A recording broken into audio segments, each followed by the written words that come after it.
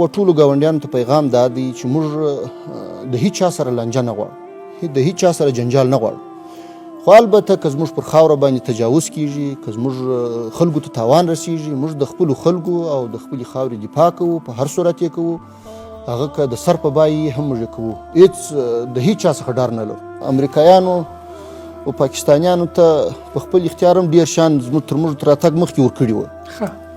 او پاته سو بله خبره دا ده چې دلته کله دا تحول رالی، کېدلی شي د بعضو بېنظمیو په حالت کې څه ناڅه بېنظمي رامنځته سوي، یا مثلا هغه اولنی حالت چې و هغه کې موږ که څه شی بېځایه سوی موږ دا خبره نسو ردولی. البته چې کله زموږ نظم جوړ سوی دی، موږ سخت بندیز پر دې باندې لګولی دی، حتی و دې ته م بیخي په کلونو د زندان او د حبس دغه ټاکلې ده، سزا ټاکلې ده چې که داسې څوک ونیول سو.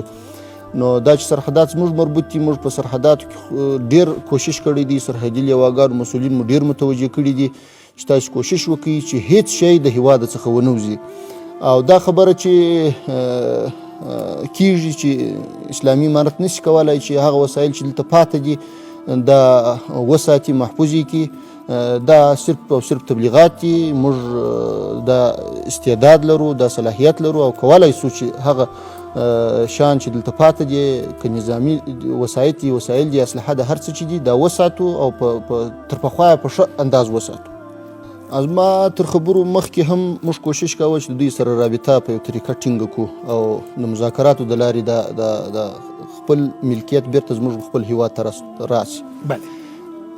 تر هغه وروسته بیا زموږ د وزارت خارجه سره زه په تماس کې سوم. نو وزارت خارجه ته مې وویل چې هغه په دې باندې کوشش وکړي. نو هغوی اطمینان راکړي چې موږ د په ډیپلوماتیکې لارې انشاءالله کوشش کوو چې دغه کوم څه چې د هېواد څخه وتلي دي دا بیرته هېواد ته راسي. او دا هیڅ داسې یو دغه خبره نه ده، ځکه دا د هېواد ملکیت دی او څوک نشي کولی چې دا راڅخه سلب کړي.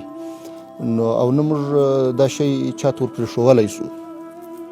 نو هر هېواد ته چې تللي دي هغه موږ ټول نوټ کړي دي، زموږ سره ټول یاداشتونه سته، که تیاري دي، که مثلا هر قسم تیاري دي، که هلیکوپټر دي، هغه زموږ سره دلته ټول لیستونه موجود دي. هر هېواد ته چې تللي دي په هغه پسې ثبت دي، لیکل سوي دي.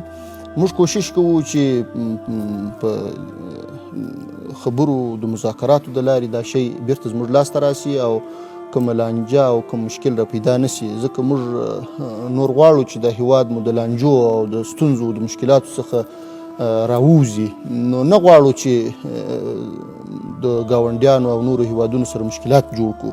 خو دا مو حق دی چې خپل د حق مطالبه کولی سو، د خپل هغه ملکیتونه چې زموږ دي په بهر کې هغه بیرته موږ ته راوسپارل سي. دا زموږ حق دی، دا په ټوله دنیا کې د هر چا حق جوړیږي.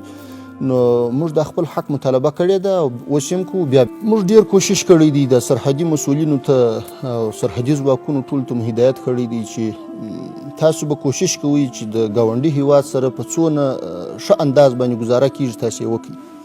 خو البته بعضې وختونه چې په تعصب سره باید ووایم، بعضې لانجې د هغوی د طرفو څخه رامنځته کیږي، د هغوی د خوا څخه غیر قانوني مواد انتقال کړي. موږ یې مخه ونیول. کله چې موږ مخه ونیول نو د دوی د خوا څخه زموږ پر سرحدي ځواکونو باندې ډزې جوابي دغه ډزې کړي دي او جواب مو ورکړی دی.